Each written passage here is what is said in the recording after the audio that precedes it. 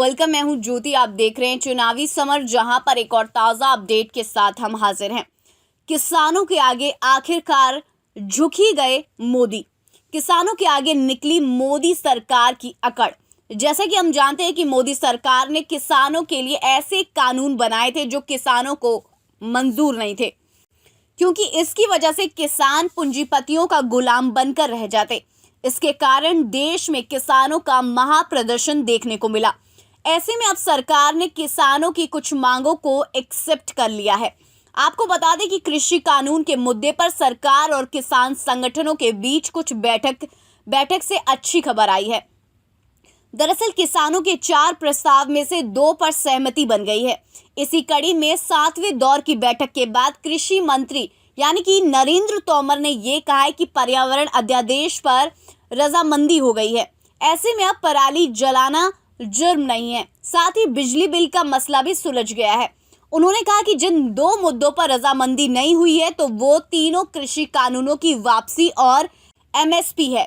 इन दोनों मुद्दों पर 4 जनवरी को फिर से बातचीत होगी।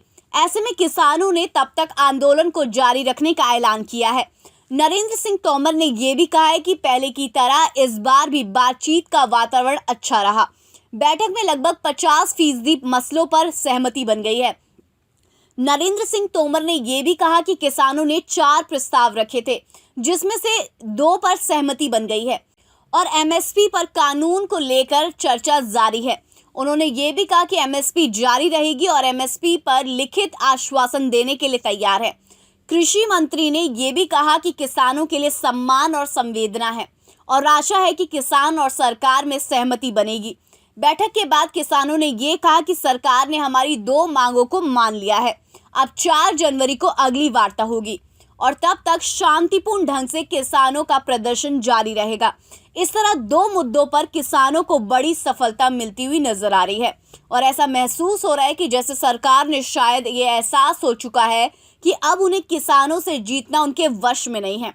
हालांकि अभी बड़े मुद्दों पर किसानों की सफलता हासिल करना बाकी है, इसलिए अब ये देखना होगा कि मोदी सरकार किसानों के सभी मांगों को कब पूरी तरह से स्वीकार करती है। इस पर आपकी जो भी राय है आप प्लीज कमेंट सेक्शन में जरूर लिखें। Thank you so much. Keep watching today's for more news.